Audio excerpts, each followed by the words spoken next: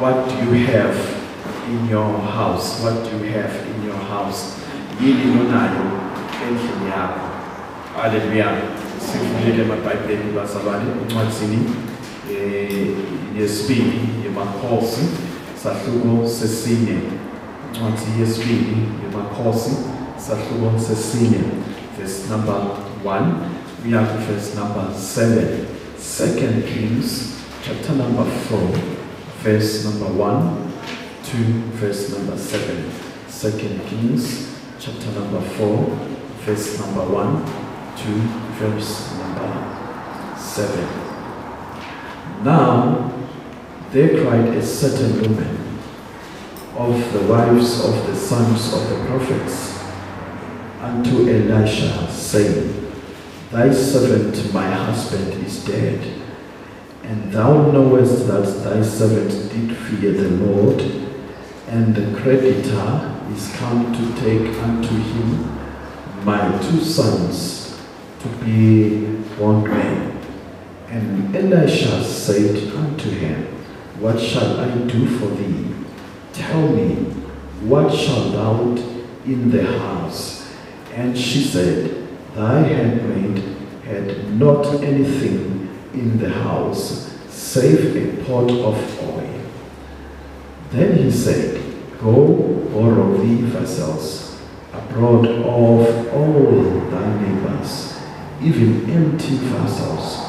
Borrow not a few, and when thou art come in, thou shalt shut the door upon thee and upon thy sons, and shalt pour out into all those vessels, and thou shalt set aside that which is full.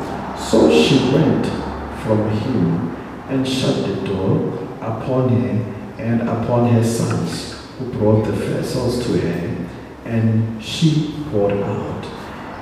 And it came to pass, when the vessels were full, that she said unto her son, Bring me yet a vessel. And he said unto her, There is not a vessel more. And the oil stayed. Then she came and told the man of God, and he said, Go sell the oil, and pay thy debt, and live thou and thy children of the rest. Wathi inceku yakho lebekuyimvutsa yami seyifile, nawe uyathi ukuthi beyasaba simakathe. Manje lo muntu lebeyimkweleta uyeda, utawuthatha la madvodzana ami lamabili kuthi ayobata igcili takhe.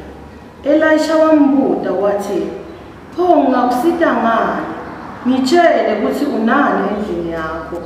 Lo mfelokati wamphendula wathi, Incekati yakho kude lenako ekhaya, ngaphandle kwemafushana nje lamancane.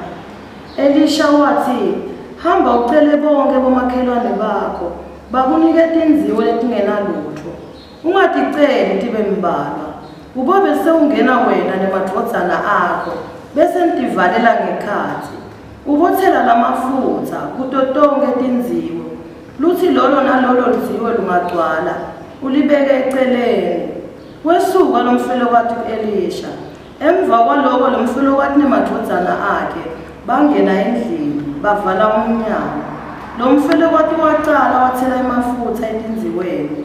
Emadvodzana akhe amniketa letinziwo, yena waqhubeka nekuthela ikhathi.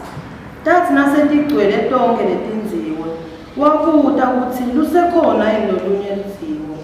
Lenye emadvodzana akhe yamphendula yathi, Sekude liziwo lolusasele, emafutha asayanqamuka kuthululeka. Wahamba wayakuvela lo mvu kaNkulunkulu. Wefika waphendula wathi, Hamba uyothengisa lamafutha, bese ukhokha leto tikweleti takho, wena nemadvodzana akho senitawuphila ngaloko lokutawusala. Amen. Lesifundza umfelokati wona uyokhala kuprofeti Elisha. umfelokati ufelwe indvodza yakhe yayindvodza la prophet. She was one of the sons of the prophets. Kanti angakafi nje umprofeti lona lofile bekanesikweleti aboleke imali, uyobolekisa imali, so uyagula uyafa, ufa nje kanti lesikweleti akasibhadali. Siyathi ukuthi na uboleka nje ngalesikhathi lesikiso uboleka imali ebhange, uhamba uye ebhange uyoboleka imali, ubita ukuthi ube nesibambiso losikiphayo noma losikhombako ukuthi uma kwenteka ngingasakhoni ukubhadala la uthatha nayo indlu noma imoto noma hayi. Emabhange nje ayayi afune kube nesibambiso, ngabe isibambiso semhlaba na unestand noma na uneplasi noma ke unendlu nje, wenda kube isibambiso kuze ukuthi nangabe awusakhoni ukubhadala libhange bese selithatha ke lo bambise ngalo seliyakudla liyakuthengisa ukuthi lithole le mali lona lo kweleta ibhange longasakhonwe na ukubhadala. Manje ke kulesimo lesi lo mprofeti lo bekahluphekile naye waboleka imali kumashonisa noma kubabolekisa imali ngekwemthetho waMoses ke bazalwane, ngoba lenzaba yesibambiso nje ayisisha ayiqali nje namhla kule generation lesiphila kiyo. Kodwa la ngekwemthetho waMoses vele kwakuvumelekile lokuthi uma ngabe kunomuntu leboleke imali, wena lo bolekile le mali kumele ukuthi kube nesibambiso lo dasibeka ukuthi na ungasakhona ukubhadala bakuthathe leso sibambiso leso uvala lesikweleti leso. Manje ke lapha kune case lena kwakuvumelekile lokuthi umuntu nakaboleka imali ngokomthetho waMoses angabambisa ngebantu abakhe, and then nangabe ungasabhadali labantu abakho bese bayathathwa sebawendiwa tigcina bayetiwe kunomuntu lo mboleke wena le mali baba sibambiso. So labantu nabe basinabathethwe ke bebathathwa vele ungaphindzi ubathola bo bese usidwa ukuthi kufike umnyaka wejubilee lapho khona ke tigcina tonke letigcinatiwe bese tiyakhulula ngalomnyaka wejubilee. So nase sibuka ke lenzaba yalomake ukuthi lendvodza yakhe yayimthanza kakhulu uNkulunkulu, ngoba yayiprofeti yayimethemba uNkulunkulu, kodwa yayinekuhlupheka nje empilweni yayo ukuthi yayiswele. So seyiboleka le mali nje kulaba lababolekisa imali, seyenda sibambiso ngalabantu amadvodzana lamabili. So naseyigula seyifa nje seyishiya nomake ethinkingeni. There is something that I want us to note ngoba lefuna ukuthi sikunake. Tinkinga lo make labeka bhekene nato nomfelokati lona manje. Number 1, unebuhlungu empilweni yakhe lokumatinga ukuthi ufelwe indvodza. That is the first and big problem lanayo empilweni. Ufelwe indvodza unebuhlungu empilweni yakhe. Kwesibili, njengoba afelwe indvodza nje kunanasikwelede lesikhona langadi ukuthi utasibhadala ngani, ngoba naye bekangenalutho angenamali edengishosenti. So lese sikunaka manje ukuthi lo make bekahlupheka.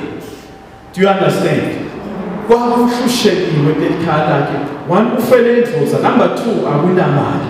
Kanti kunesikwelede lesisele lesishiwe indvodza. Number 3, inkinga yesithathu lanayo futhi ukuthi lamadvodzana akhe ngisene kwendeka ukuthi amlahlekele nawo athathwe lamadvodzana ayondiwa tigcina ngoba kwakwendiwe ngawo sibambiso ngekuthi uma ngabe angakhoni ukubhadala kutawuthathwa wona. So ubuhlungu lobukhulu lobumphethe empilweni yakhe. Kwesine nekudla futhi bekede lo mali. So it was poverty and pain in her life. So uma ubuka nje ngemehlo engqondo lusho ukuthi pain was written in her face. Buso bakhe vele babugcwele buhlungu, kwakule buhlungu nasenhlitweni yakhe. Siyevana basala. So suka lo make ngikubona ukuthi kude la ngakwenda akathi ukuthi utawenda njani kule simo lesisikhulu labhekene naso. But I believe ukuthi she trusted in the Lord. Bekamethemba uNkulunkulu. Why ngisho njalo ngoba uthatha sinyathelo kule simo lakiso lokuhlula nabo letinkinga lanato empilweni yakhe. Uhamba uyofuna umprofeti waNkulunkulu, the prophet Elisha. Nakafika kumprofeti ufike uyasichaza simo ukuthi prophet waNkulunkulu njengoba wathi nje indvodza yami ifile. Ife indvodza yami beyinesikwelede. Ikweleda imali. Anginalutho ekhaya. Kude lengingakwenda ukuthi ngikhole ukubhadala isikwelede. Manje lekumele kwenteke nyalo lo beyakweleda indvodza yami kusene kwenteka athathe abandodzana ami lamabili. Indvodza yami beyimethemba kakhulu uNkulunkulu. Konke ngithembe uNkulunkulu ukuthi nguye lekumele angiside kule nkinga lenginayo ngoba nabantu abami batawuthathwa kimi la. Elisha uyabuta uthi ngingakwentelana yini lonayo endlini yakho. Hallelujah. She realized, she says, incebukadi yakho kayinalutho endlini ngaphandle kwemafushane nje namancane lasele. So now we understand ukuthi she even had no food endlini yakhe. Kudla bekede. Phela nje bekanemafutha lamancane labekasele endlini. Bekangeke adle emafutha kuphela nebantu abanye. So lesimo sasimatima empilweni yakhe lo. What do we learn ebazalwane ukuthi etikhathini tematima, etikhathini tetinhlupheko, lapho kunelusizi khona empilweni yethu, kumele ukuthi sibalekele uNkulunkulu. This woman was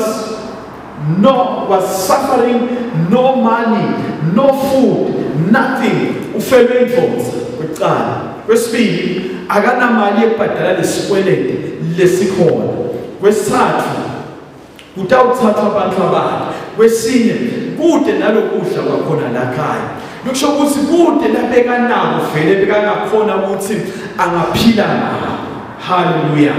But one thing is she trusted in the Lord. Yingakho simbona ahamba aya kuprofeti Elisha. Ayobika kuhlupheka kwakhe khona. Ayotithoba ayokhala endibeni yaNkulunkulu. Aphinde achaze futhi lokukhala kwakhe uphinde uyachaza ukuthi indvodza yami beyimesaba uNkulunkulu. Meaning ukuthi nanaye uconza kahle ukuthi there is no hope ngaphandle ukuthi abalekele kuNkulunkulu. Igama lenkosi wabonga. And prophet waNkulunkulu Elisha uyakhuluma kuloma ukuthi yini lonayo ukuthi kunemafutha lamancane uthi ke hamba uyokweleka timabhakede noma imigcoma leminengi kubomakhelwane bakho ukweleke leminengi kakhulu longakhona ukuyibonela umnika umyalo wecala. Kwesibili uthi Elisha emva kwaloko bese ungena endlini wena nemadvodzana akho uyadivalela uthelele gcwalise lemigcoma ngamafutha.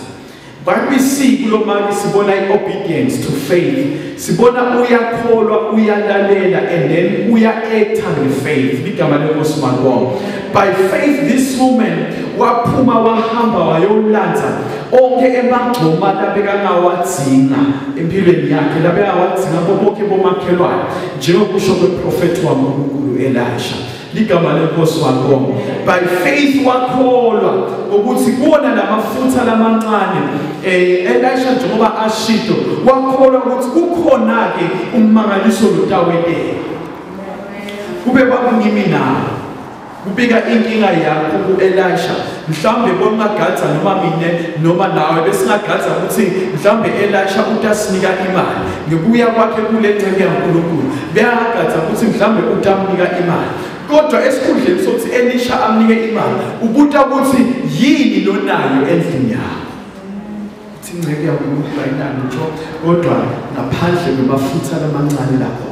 Kwesibili lokunye lokumangalisa ukuthi ithi ke lenceke yaNkulunkulu Elisha esikhundleni sokuthi simnikele imali ithi hamba ke uye kubomakhelwane uyoboleka noma uyoboneka emagcoma lamanengi hayi lamancane abe manengi. Imagine kunemafutha lamancane kodwa Elisha uthi uyoboleka emagcoma lamanengi. Are you with me? Now we see faith being exercised again. Uyaphuma noma ke ngeobedience uyoboleka lamathoba. Nakabuya ungena endlini. Unikete instruction ukuthi ungene endlini uthi valele. Hallelujah. Lokusho ukuthi bazalwane kunetinto lekumele ukuthi natendeka utende bangaboni bantu. Uma kunesimo lesithile empilweni yakho, uma ngabe kunekuhlupheka lokuthile empilweni yakho, kuyabetha ukuthi lesinye isikhathi ungene endlini yemthandazo uthandaze, ube wedwana ube sephi kwaNkulunkulu, and cry out before the Lord God Almighty. Hallelujah. So she had this trouble, bazalwane. What we see, sibona uNkulunkulu ahlangabetha sidingo sakhe. Sibona uNkulunkulu asula inyembeti ebusweni bakhe lo manje. Sibona uNkulunkulu avusa ithemba empilweni yakhe. Nidaba lenkosi mabonke. Whenever sibhekana netinkinga, whenever sibhekana netihlupheka, whenever there are challenges empilweni yethu, if we can call upon the name of the Lord, sibike uNkulunkulu ngesikhathi sehlupheka, sibheke uNkulunkulu ngalesikhathi sicakekile, and come before God. Simakadze unemandla ekusikhulula, sinakadze unemandla ekuvusa ithemba empilweni yethu. Because what I see here, Lomake was in a hopeless situation. Lomake was in crisis. Lomake was in trouble. Lomake was in so much pain empilweni yakhe. Wabsusa buhlungu enhlizweni yakhe. uNkulunkulu lonemusa wayiletha iprovision in her life. uNkulunkulu lonemusa wasusa lusisi emehlweni akhe. uNkulunkulu lonemusa wabeka kuso wenjabulo empilweni yakhe. Jesus.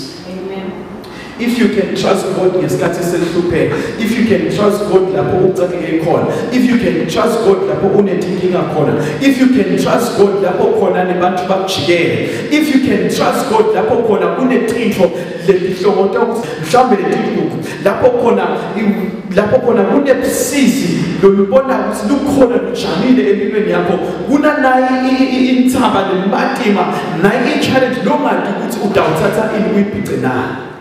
Trust God in that situation. She was in crisis. Because we understand that angenamali, angenalutho etensho idibilishi. Nalo kudla futhi siyabona nasibukana ukuthi just nalo kudlala endlini kwakude ngoba nakabuta Elisha ukuthi unani endlini yakho uthi anginalutho incekade yakho ayinalutho Nkosi ngaphandle ngemafushana lakho. Look, there was even no food for them to eat and survive. Hallelujah. But uNkulunkulu wayibona inzaba yakhe, and uNkulunkulu wasebenzisa Elisha manje ukuthi akamtshele ukuthi akethe ini, and naye lo make wayithatha le instruction kwenda lokulatshelwa khona incebe kaNkulunkulu. Amen. Hallelujah. Lesilinganiso selamafutha abazalwane lasithola saba nguleli nani lalemigcoma labekanayo lo make. Lokusho ukuthi ke bazalwane silinganiso seprovision yaNkulunkulu noma semangaliso waNkulunkulu empilweni yakho sikalwa yilevel yefaith loba nayo in your life. You need to have so much faith, ube nefaith lenkulu lengenamikhawulo. Do you understand? Do not limit yourself. Uma uNkulunkulu akunika ithuba ukuthi letha imigcoma leminingi, bisa as much containers as you can. Hallelujah. This was the greatest miracle that this woman lahlangana nayo empilweni yakhe. uNkulunkulu wangena inzaba yakhe. uNkulunkulu wasolva inkinga lebekanayo.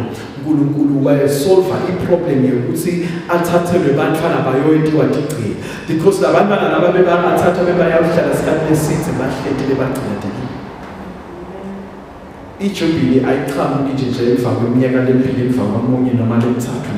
Kulo minyaka lemibili sasicelebrate 2018 sasicelebrate i-50-50 angithi kwakuyiJubile leyo eSwatini, because iJubile is biblical. kwakuyiJubile live celebrate 50 years. So nakufika iJubilee lababoshiwe emajele bayakhulula ngeJubilee nje kukhona tibosha letakhulula la eSwatini inkosi iSwati leyathi khulula letibosha ngeJubilee. So ke kulesimo lesilabantwana lokusho ukuthi bekunekwendawo ukuthi bahambe isikhathi eside baze bayokhululeka ngeminyaka weJubilee ngoba ngalo mnyaka lo bese kukhululwa abantu labatigcila bese tiyakhululeka. So it was painful for lo man ukuthi manje abantu bakhe bayawuthatha bayokwenziwa tigcila and they will only be set free uma ngabe sefika umnyaka weJubilee. Irregardless uma ngabe angakhona ukubhadala but nakakhona ukubhadala bekangabathola abantwana but lokusho ukuthi nangabe tata ubade ingalosho ukuthi abantwana bayawuhlalela bayawuze bakhululeke nakuphela iJubilee and they gained their freedom. There was so much pain the woman was facing. Kwecala nje kubuhlungu bekuthi umfelo indvodza. Kwesibili sekuhlungu ukuthi bantu abambangahle bathatha. Kwesithathu anginayo nale mali buhlungu nje bona nobona ukuthi kude nalokudlela khaya. It does not matter how big your problems are. Akunenza ukuthi inkinga takho tingakanani mzalwane.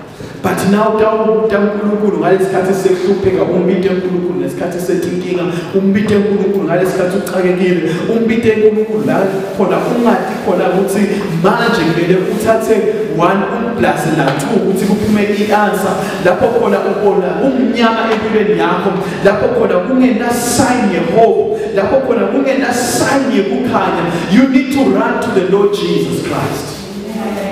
For the woman to run to Elisha, we signed the compact ukuthi bekangenangcenye bekude engcenye la bekangathembela khona ngaphandle ukuthi wethembele kuNkulunkulu manje. Amen. She went to the man of God. And inceke yaNkulunkulu yaletha ikhambe empilweni yakhe because uNkulunkulu wakhuluma ukuthi akalandzela akahamba uboleka imigezelo kubomakhelwane. Waletha as many as she could.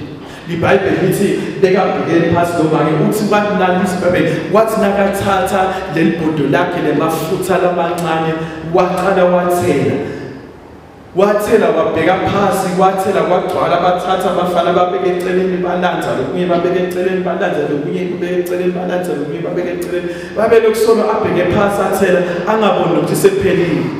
Asaqhubeka sathela uthi lethani lelinye futhi ligcobo bathi sekuphelile ba nabathi sekuphelile maye ancamuke emafutha la. Do you understand?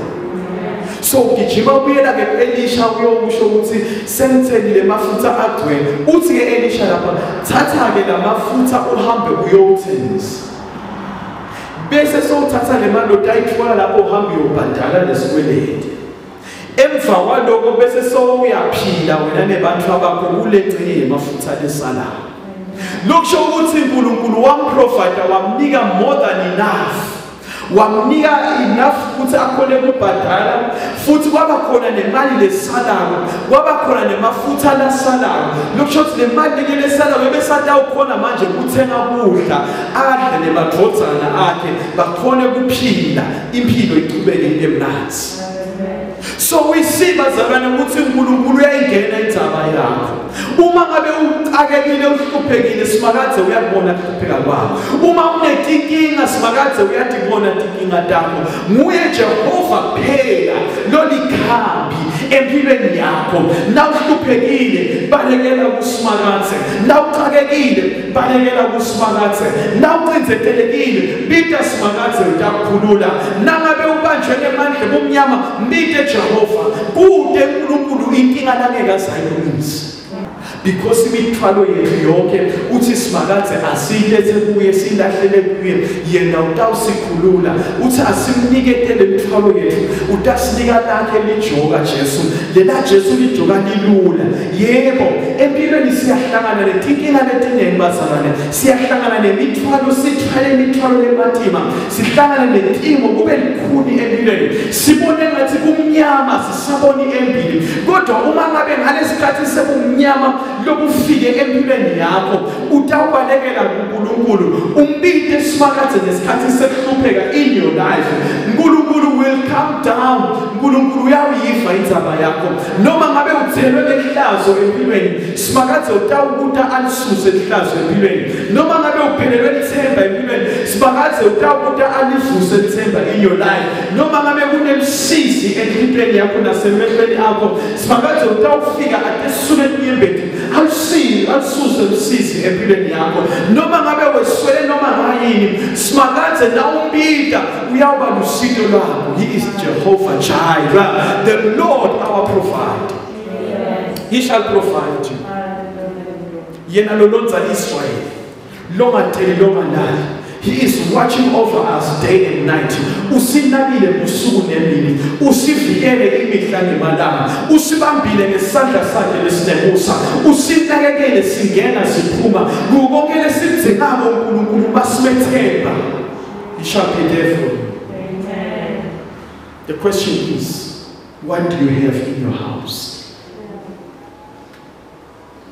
Akunenza ukuthi ngakanani situation ubhekana nayo empilweni.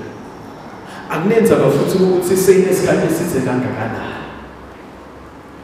But if you can come to the Lord Jesus Christ, uNkulunkulu will deliver you. uNkulunkulu will stand with you. uNkulunkulu will give you a miracle. uNkulunkulu uyayivula iminyango empilweni yakho. Uyawukudzabula tipopho letijamile in your life. Uyawuwakhatha emaketamo mhlambe lapho ubheka impumelelo yempilo yakho.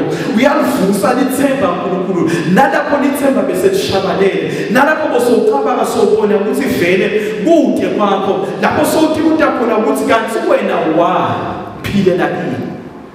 Just imagine the situation of this woman. It was so much painful for her. Ufebe abazalwane buhlungu. Ufebe indvodza. Usakhala ukhaliswa ukuthi indvodza ifile.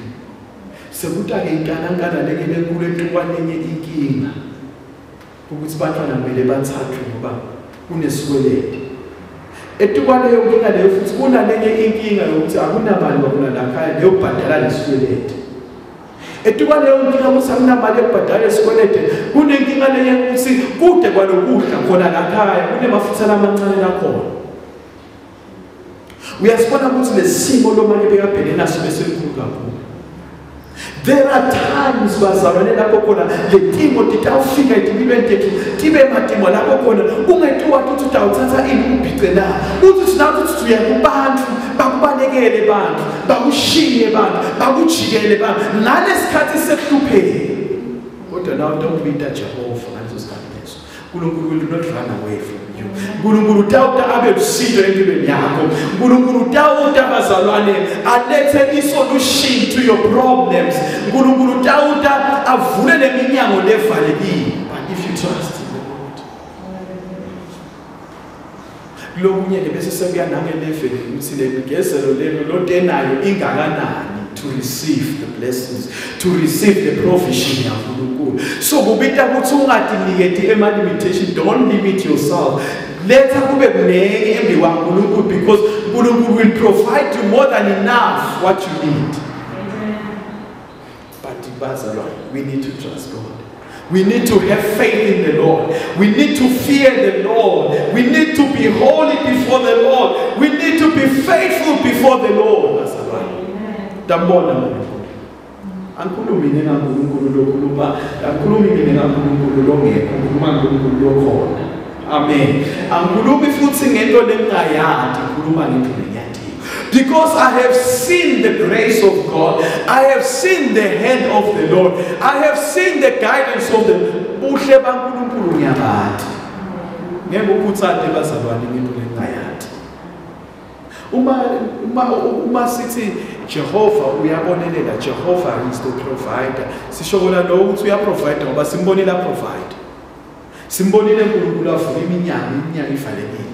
Simbonile uNkulunkulu aletha iflight ibusiso libe besolo lomisile. Wathi nasangu uyakhuluma amagama lathi ngitawunisa imvula. Ngitawena udelete emanti ehlala. Evele lomile ngitawunisa ini imvula. Ngiyawena udelete emanti ehlala. Yebo ehlala indzawo lele namanti. Indzawo la lingani lula khona. Indzawo lele lengenaphilo. but simakade uthi lelo lencane kuta ifla lenkulu. Hallelujah. Kulelo lifi lencane kuta ifla lengakanani bazalwane lenkulu. So uNkulunkulu bazalwane, you do not have to limit God. uNkulunkulu indzaba yakho uyayibona, simo lesikhona empilweni yakho uyasibona, inkinga lonayo in your life uNkulunkulu utayibona. Themba sibakade ngenhliziyo yakho, ungabambeleli emandleni akho, ungabambeleli mhlambe lokubona ngemehlo enyama, kodwa ngemehlo ekukholwa. Buka kuJehova and trust Jehovah. Jehovah utayingena indzaba, Jehovah utawuticatulula tinkinga, Jehovah utaniletha likhambi, Jehovah utawuprovide empilweni, Jehovah uyawuletha injabulo, Jehovah uyawuletha kuthula, Jehovah uyawuletha kunqoba. Amen. But ufuna simethembe uNkulunkulu. Ufuna simethembe uNkulunkulu kunzima bazalwane. uNkulunkulu ufuna simethembe kungenalutho. uNkulunkulu ufuna simethembe kunegative. Sibakade utawele ube positive. Hallelujah. Hallelujah. Hallelujah. Ngalenye ilanga Jesu utamangaliswa. Intabeni uyashmayela. Bantu sebalambile, bathi bafuthi bakhe abantu sebalambile, sebahleka isikhathi eside kakhulu. Jesu uncome ukuthi sibahambise labantu. Uthi Jesu yini lekhona? Bathi ngeke Jesu sikholele ukudla abaningi kakhulu labantu laba asibakhulule. Uthi Jesu yini lekhona?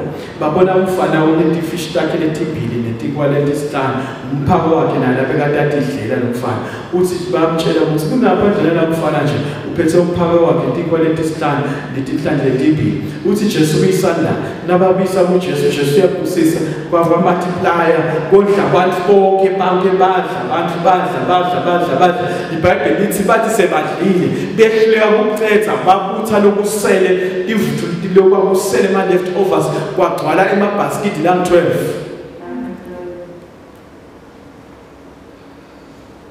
Esimeni esikhona esimantini ungumsidi wethu uNkulunkulu. Uma sambita uNkulunkulu ngekhathi lehlupheka ngekhathi lekhathadeka sikhalela kuye Jehova utasida akulekelele, Jehova utakuphula idibele bamthulu, Jehova uyawusula tinyembede emehlweni akho, Jehova uyawubuyisa injabulo enhlizweni yakho, Jehova uyawenda kube nekumamatheka ebusweni bakho, Jehova uyawusicula lesimo nasi lesimatima longasathi nawe ukuthi kumele wende njani naso. But what I'm saying to your life is have only plan A, which is God. Angamboni lo njena uNkulunkulu. Angamboni lo njena uNkulunkulu. Amati futhi lo njena uNkulunkulu. Kodwa ngathi yena phela uNkulunkulu. Ngani ngoba uNkulunkulu ngimbonile. uNkulunkulu senahamba nawe uyevra. Nalapho khona ubona ngathi wedlula isikhathi lesifundile kufa usenahamba nawe uNkulunkulu utakuvikela uNkulunkulu angeke avume kube khona lokho lokwehlele empilweni yakho utakuvikela uNkulunkulu utakusekela ngemusa wakhe uNkulunkulu utakuvikela uNkulunkulu he shall provide your needs sibakathe utakuvikela uNkulunkulu utayivula iminyango empilweni yakho utakuvikela uNkulunkulu akuphilise nasemtimbeni wakho utakuvikela uNkulunkulu asibone simo lesikhona empilweni yakho abese ukwebhesa injabulo sibakathe. Trusting God bazalwane. Ungabiyekeli ukuthandaza uma uthemba uNkulunkulu. Thandaza emalanga onke. Thandaza ngaso sonke isikhathi. Thandaza every moment. Thandaza esimeni sakho. Thandaza. Jesus. Ndlebe yakho uNkulunkulu bazalwane. Yathi ukuthi ayindiwa yababatima ukuthi ngente yeva umthandazo wakho. Uyakufa umthandazo wakho, uyakubona ukuhlupheka kwakho, uyakubona tinyembeti takho, uyakubona ukukhala kwakho. Lenza abanena abazalwane letha kuyifunza uNkulunkulu akakhulumanga nje lelivile through Elisha ngoba bekangakamboni noma inkinga yakhe. Wakwenda lokho ngoba bekabonile uNkulunkulu simo noma bekabhekene naso. For the fact that she stood up, she went to the prophet. uNkulunkulu wayibona lenkinga noma bekanayo. uNkulunkulu wathula inyembeti. uNkulunkulu wayicatulula inkinga. uNkulunkulu wayiletha imali ekhaya. kwakungenamali but yabakhona imali yokudla, yabakhona imali yokuthena bonke laba kudzinga noma bakhona ukuthi bachubeke baphinde baphile futhi. Amen. But Jehovah uthina ukuthi bazalwane sithina silalela le life lakhe bese sesiyaleta le life. Ngoba ifaith bangcwele, ifaith angeke ibe ifaith letawenda noma letawuba nentithelo uma ngabe le faith utaba ifaith lesingayifaki into practice. Ifaith ibita ukuthi uyifake into practice, ukholwa kumele ukuthi bese sowena sento salokukholwa. Niyangiva nebazalwane, khumbula phela sibuka lelibhodo lalomanje lamafutha amancane kube kwamungu hlathi ukuthi udlala nami umprofeti uthi angiyolanza nje bagcuma ngani ngiyamtshela ukuthi kunemafutha lamancane but wakholwa. Niyangiva kami? Wakholwa. Wathi nakakholwa lamagama latshele wona wase sowafaka into action wenda njengoba atsheliwe wabathumela abantwana wayilandzela i-instruction. Do you understand? Emva kwalokho wenda sento wavala umnyango wangena endlini nemadvodzana akhe wavala umnyango wenda lokulatshelwe kona. Are you understanding what I'm saying? Emva kwalokho wathatha amagcuma lasadelezela khathi endlini wathatha libhodo lakhe lemafutha lamancane labeka sele wabhekisa phasi emgcomeni wathe wawendela umangaliso wathe kwenta lomunye umgcomo waqhubeka wathe kwenta lomunye umgcomo waqhubeka nethe kwenta lomunye umgcomo waqhubeka nethe kwenta wegcina umgcomo waqhubeka nethe wathi bisana lomunye umgcomo bathi sephelile wena. I guess wabutha imigcoma lemnengi kakhulu because she was obedient. Ubebe mngweni nabo ngoba sihle singafuni ukulalela uNkulunkulu asicela ngalo. Mhlawumbe ngokuthi uzojayini le show lo prophet usuke udilimite wena ngathi thulo imigcoma. Uthola ini amafutha alingene lemigcoma lethulo lilathi. Lesinye isikhathi siyayima imangaliso yaNkulunkulu bazalwane athi uNkulunkulu nakhuluma etintfo athi uNkulunkulu thatha namnikele ebeke sacrifice akhulume uNkulunkulu athi letha lokungaka ubese soyalimita soyakhohla uletha lokuncane lokulimita kwakho ulimita nalesilinganiso sale blessing in your life. Because at times it depends ukuthi lemigezelo lingaki noma lemigcuma lingaki kunemigcuma leyanele to contain enough blessings. Niyangiva yini? Uma ngabe lemigcuma imincane shothi udawuthola lokulingene nemigcuma lemincane lotelayo unali endlini yakho. Hamba ulanzi imigcuma ilemnene and be ready for the overflow. Akunenza ukuthi kuncane lolophethe lokhona kule container yakho. But now God says hamba ulanze imigcoma leminene utothela. Go and fetch as much as you can. Be obedient. Lalela bese sowuyenda. Ngoba ifaith vele idzinga ukuthi bese sesiyenda. Niyangivele bazalwane. Asikhulumi nje le faith but siyayenda because faith is works. Ngoba kukholwa ingekho lema actions. It means ukuthi lokukholwa kufile. Faith plus actions. She heard the word and then she acted. Walivale live was so weird according to the live natural law. Hambulanze noma hamboleke imigcoma imnene. And the waba obedient wase uyadivalela futhi nalani njengoba ashido uprofeti Elisha uthi bese wena nemadvodzana akho uyadivalela akufuneki bomakhelwane babone ukuthi kwentekayo. Kunetinto letingadzingi makhelwane wakho kunetinto letingamdzingi futhi umngani wakho letidzinga wena phela nalonkulu wakho. It was her and the sons and God, and the miracle was there. Fear not. God says, fear not. Ungesabi ngoba mina nginawe. ungesabi ngahlangabezana nitsemondawo noma ngabe wesuke kangakanani noma ngabe ufubheke kangakanani ungesabi uNkulunkulu Jehova wakho ungesabi I shall provide you whatever you need ungesabi ndayivula iminyango levalekile ungesabi ndayinisa imvula edlala ungesabi ndawenda kugelede emanti emthobo ungesabi ndawenda kugelede emanti emthobo langenamkhawulo ungesabi uNkulunkulu ungesabi thula wathi embikwana I am the Lord your God. People may walk away from you kodwa uNkulunkulu uthi angeke ngize kusuke asuke sothandaza in Jesus name. Oh thank you Jesus.